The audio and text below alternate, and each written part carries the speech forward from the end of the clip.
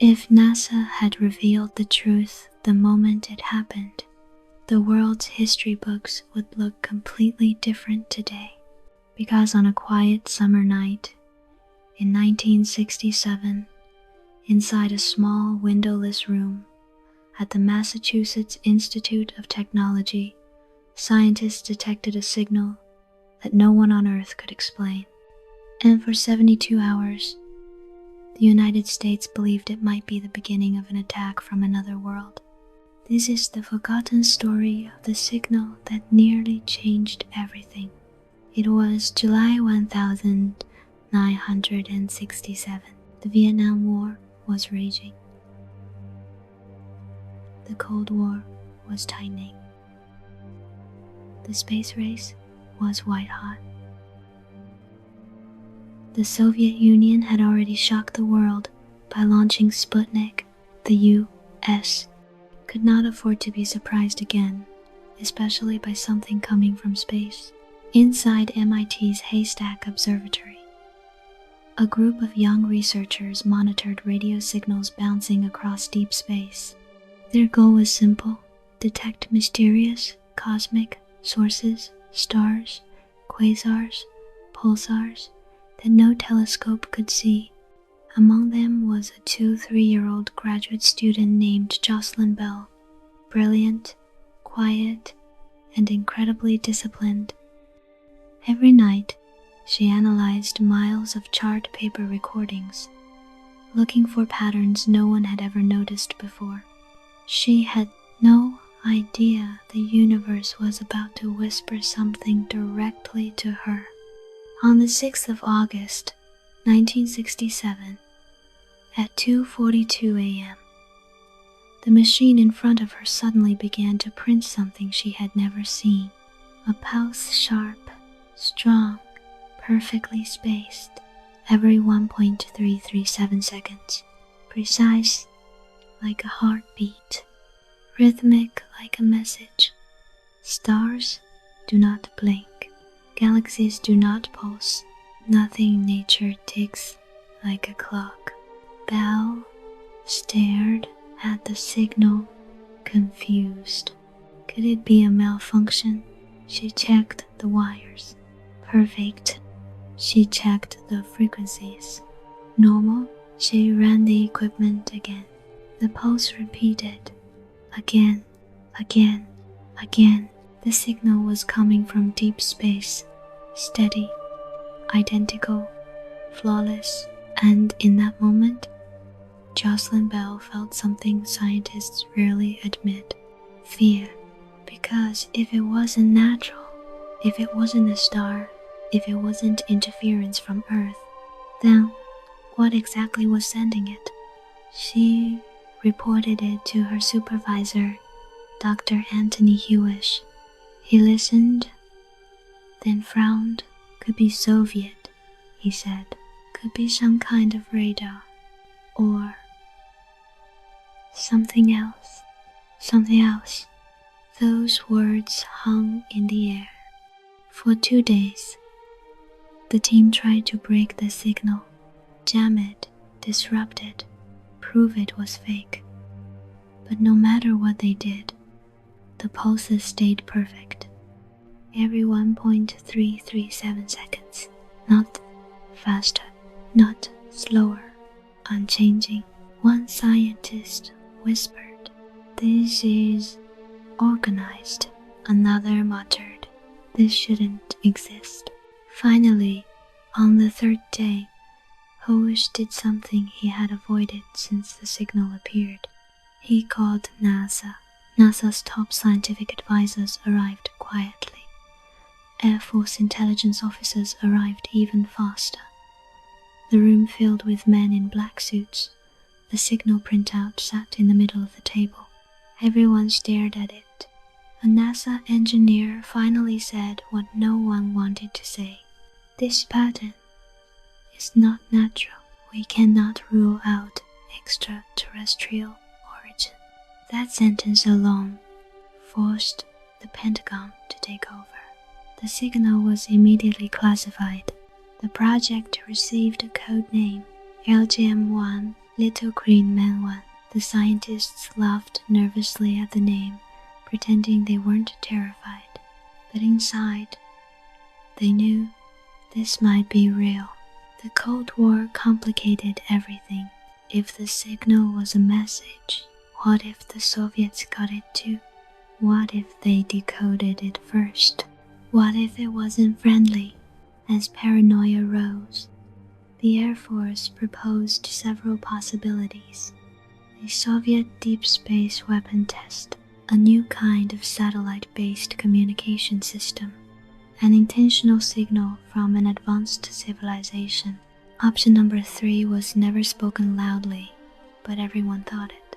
For a brief moment in 1967, the U.S. government genuinely believed contact with an unknown intelligence might be happening. The public never knew, not yet. Just as the team struggled to contain the situation, it happened again. A second pulse from a different part of the sky. Same precision, same timing. This time, the room erupted. If there were two, then it couldn't be a single alien craft, and it couldn't be a Soviet secret weapon.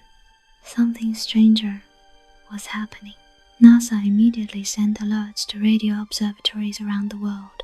Everyone scrambled to point their antennas at the sky. Within 48 hours, 3 more sources were detected. 5 perfect cosmic clocks. 5 identical signatures. The question changed from, are they communicating? To, what kind of object does this? The answer finally arrived in December 1967, and it shocked the world. A senior theorist at Cambridge studied the data and proposed something radical. What if, he said slowly, these are the corpses of dead stars, collapsed, spinning, sending beams of radiation as they rotate. A star, the size of a city dance, tiny, unimaginably heavy, spinning like a cosmic lighthouse, sending out perfect pulses as it turns. A neutron star, a new kind of star no human had ever confirmed before. Suddenly, everything made sense. The pulses, the precision, the timing. Earth wasn't receiving alien messages. It was detecting pulsars, one of the universe's strangest objects. The truth broke the tension like a wave of relief. NASA was stunned. The Pentagon backed down. Scientists celebrated. The universe had not whispered to us. It had shouted. And Jocelyn Bell, the 3-year-old student who discovered it, had just opened a new chapter in astrophysics. But this is only the beginning, because what happened next, the consequences, the controversy, and the discovery NASA tried to forget was even more astonishing. For a moment, the world believed it had brushed against something alien. But what came after the discovery of pulsars would shake NASA, divide the scientific world, and ignite a controversy that still burns quietly in the halls of space history today. Because while young researcher Jocelyn Bell had uncovered one of the most important cosmic phenomena in modern astronomy, her name would be erased, and the universe had one more surprise waiting. By early 1968, rumors leaked out to newspapers. A strange, rhythmic signal from deep space. Little green men. Some joked, cosmic heartbeat. Others wrote, NASA scheduled a public announcement. Cameras filled the room. Scientists fixed their ties. Dr. Anthony Hewish, the lead supervisor, stepped to the podium and cleared his throat. "We have discovered a new type of star," he declared. But one detail was missing, one that the public didn't notice at first. Hewish never mentioned Jocelyn Bell's name. Not once. The world applauded, headlines exploded, and yet the woman who kept the observatory alive night after night, the woman who spotted the signal first, stood unacknowledged in the background, invisible. She didn't complain. Not yet. But across the scientific world, whispers began. People were watching. Why didn't Belle fight? Because she was 24. She was a student. She was a woman in a male-dominated field where speaking out meant risking everything. She stayed quiet, but she didn't forget, and neither did NASA. Behind closed doors, NASA's advisory panels debated whether the discovery should influence future missions. Pulsars were so precise, so predictable, that some engineers theorized they could become deep space navigation beacons, galactic maps for spacecraft, natural GPS systems for interplanetary travel. It was revolutionary if it worked.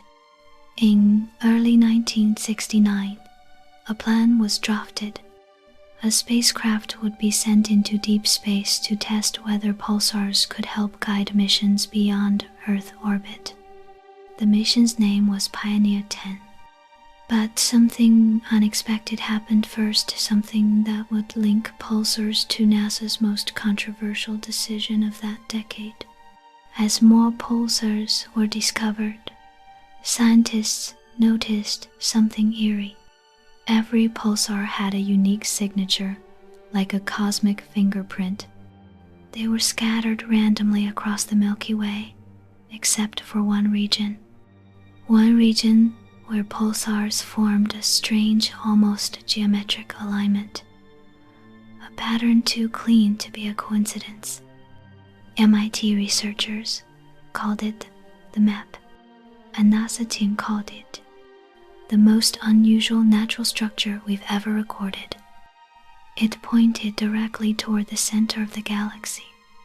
Most ignored it, calling it random noise, but a small group of scientists believed something else. If any intelligent civilization wanted to communicate across the galaxy, pulsars could be their mile markers. The idea was crazy for its time, too bold, too sci-fi. NASA quietly buried the discussion, but not for long, because the universe was about to intervene, again louder than before. The 5th of March, 1970. Radio telescopes across the world reported a new kind of pulsar, stronger, brighter, angrier than any that came before. Its pulses weren't smooth. They were violent, raw, explosive. It was as if the cosmos was tearing itself apart each second. At first, NASA thought it was a supernova remnant, but the numbers didn't fit. MIT's computers spit out a result. Scientists refused to believe. This pulsar was spinning faster than any theory allowed. It was breaking the laws of physics. If it were just a little faster, it should have ripped itself apart. How is this possible? A NASA physicist whispered. A veteran astronomer replied, "It isn't." This monster pulsar, later named PSRB 531 plus 21, inside the Crab Nebula, forced NASA and the world to rewrite physics textbooks. But it did more than that. It convinced NASA that pulsars were not just curiosities, they were mysteries worth chasing. And they were about to become part of a spacecraft that would leave the solar system forever. In 1972, as Pioneer 10 neared completion, a small group of scientists proposed something bold. Let's place a map to Earth on the spacecraft. A message for anyone who finds it. The map, it would be drawn using pulsars, their unique signatures, their directions, their distances from Earth. 18 pulsar lines pointing back home like a cosmic return address. Carl Sagan supported it. NASA hesitated. If aliens find this, one engineer argued, are we inviting danger? It's too late. Another replied, they already know we're here. After weeks of debate, NASA approved it. And so, humanity engraved a pulsar map into gold anodized aluminum, attached it to Pioneer 10, and sent the probe into the stars. If anyone in the universe discovered it, they would know exactly where Earth is, but no one knew something else. The map contained a flaw so subtle that only a handful of astronomers, not NASA, not the media, noticed it, and this flaw would spark one of the greatest scientific controversies of modern space history. In 1974, the Nobel Prize in Physics was announced.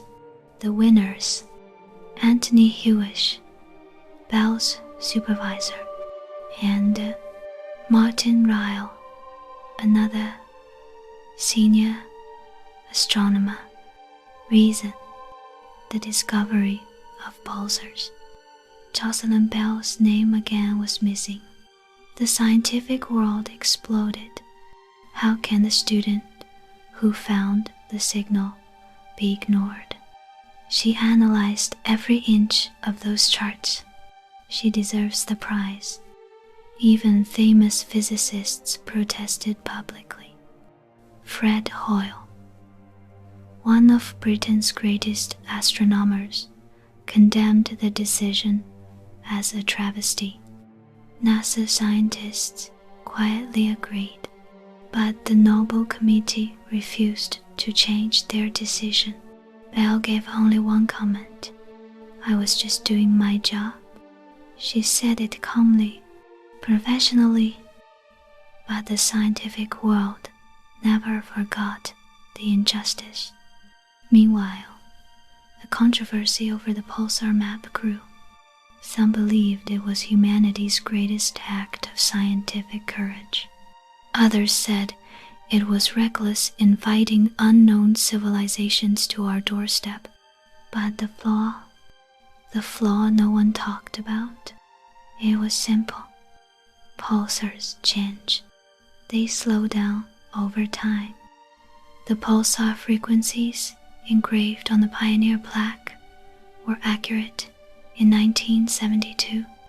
But 100,000 years from now, if someone found the plaque, those numbers might not match any known pulsars. It was a message that might someday become unreadable. A cosmic riddle with a missing key. NASA never publicly admitted this.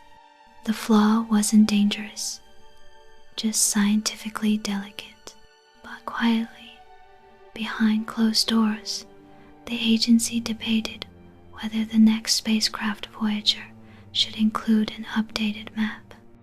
The debate got heated, it got political, and it led to a final decision that would haunt NASA for decades. As the pulsar debates continued, in late 1977, radio telescopes detected something that shook the scientific world again. A strange, powerful, narrow-band radio signal. Clear, sharp, deliberate. It lasted 72 seconds. One word was written in the data margin. Wow. The wow signal, the most mysterious radio signal ever detected, arrived from the direction of Sagittarius. And here's the detail most people don't know. Its frequency was close to the hydrogen line, the exact frequency many scientists believed extraterrestrials would use for communication. NASA panicked quietly again, because just like in 1967, something or someone was sending signals that shouldn't exist. And the pulsar map sitting on a spacecraft heading into interstellar space suddenly felt more like an invitation than a message.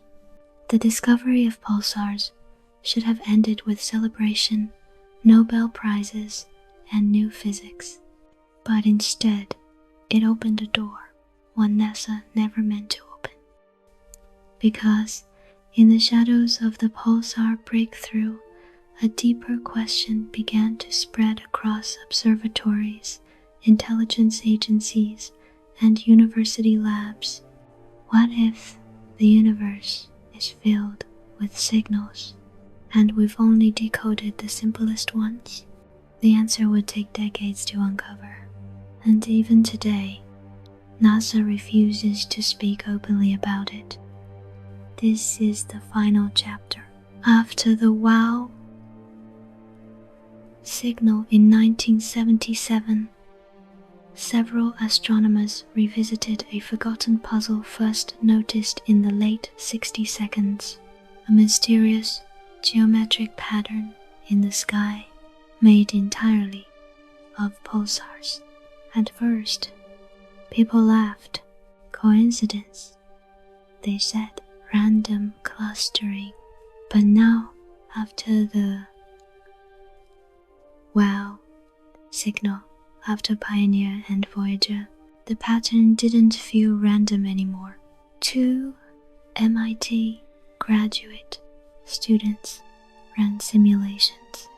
If pulsars formed naturally, their distribution should be chaotic. But the simulations kept producing something unexpected. The real pulsars formed a pattern too symmetrical, almost engineered. They ran the test again. Same conclusion. What are the odds? Their professor asked. The computer printed the answer.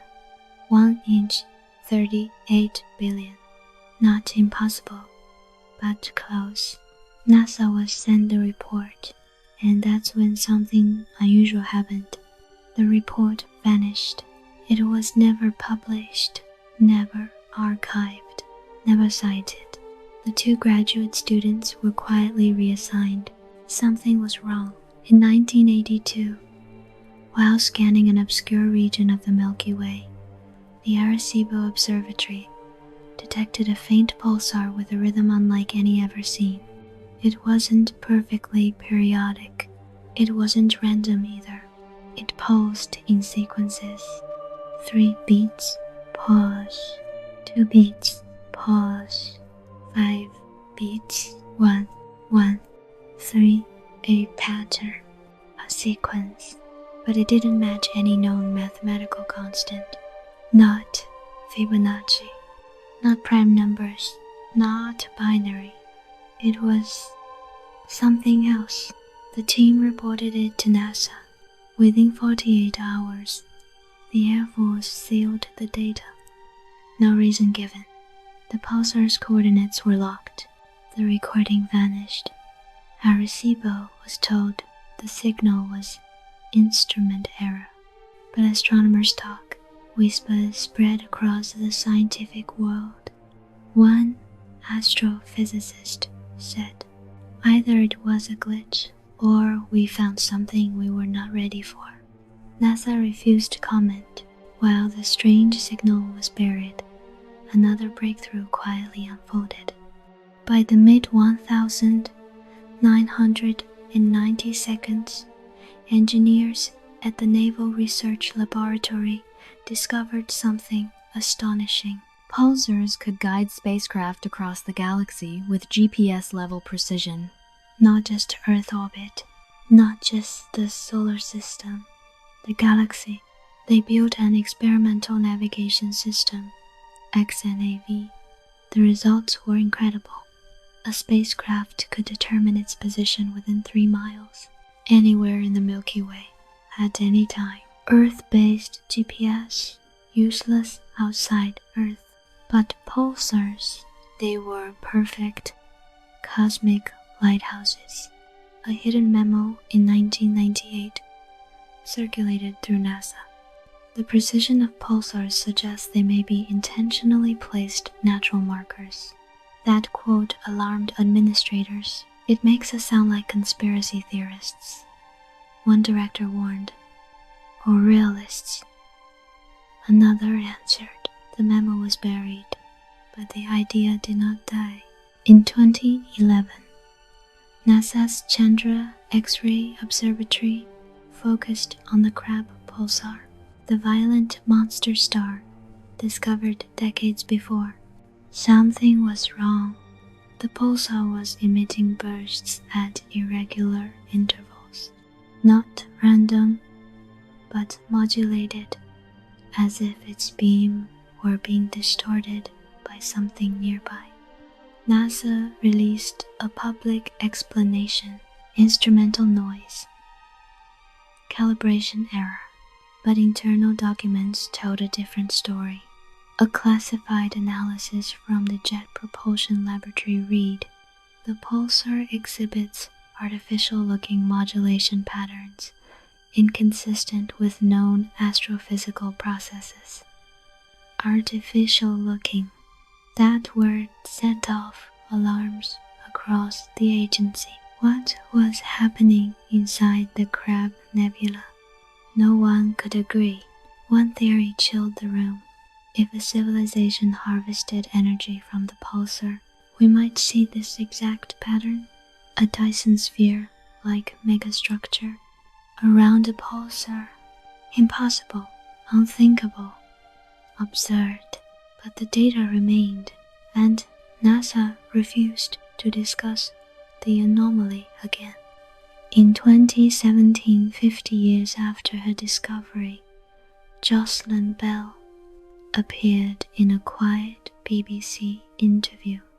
The reporter asked her a simple question: how does it feel to know pulsars changed our understanding of the universe? Bell paused. Then she said something unexpected. Pulsars feel deliberate, as if the universe arranged them for us to find. I cannot explain it scientifically, but I felt it the moment I saw the first signal. Deliberate? The reporter repeated. Bell only smiled. The interview ended, but her words traveled across scientific circles. If the woman who discovered pulsars suspected something intentional, what did she know? August 2019. For the first time since 1982, a pulsar produced a pulse pattern sequence again. This time, 2, 7, 1, 8, 2, 8. A mathematician at Caltech stared at the sequence. It clicked instantly. 2.71828. Euler's number, one of the most fundamental constants in the universe. A constant so important that mathematicians call it the base of nature. It was impossible for a natural pulsar to emit this sequence, but it did.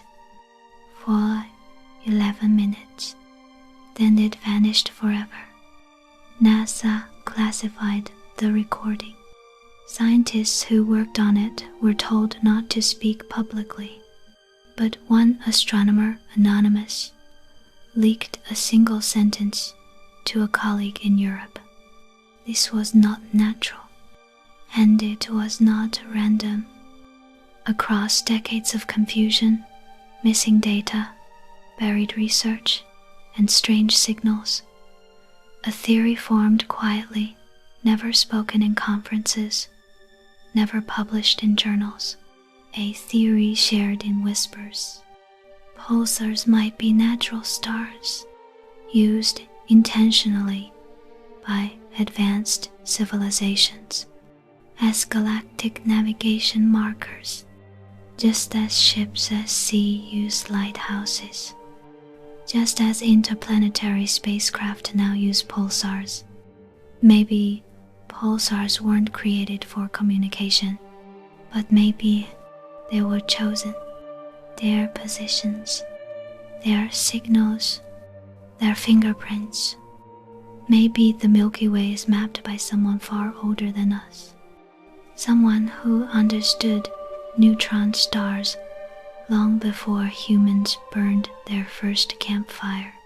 The story ends where it began, in a quiet room, a silent telescope, a pulse that shouldn't exist. NASA now studies pulsars obsessively, but the agency will never confirm whether the patterns are accidental, whether the signals hide more information, or whether civilizations across the galaxy use pulsars the way airplanes use runway lights, because admitting even the possibility would ignite panic, conspiracy, and worldwide debate. So NASA says nothing, and the universe keeps pulsing, perfectly, endlessly, mysteriously, just as it did on the night Jocelyn Bell first heard the universe speak.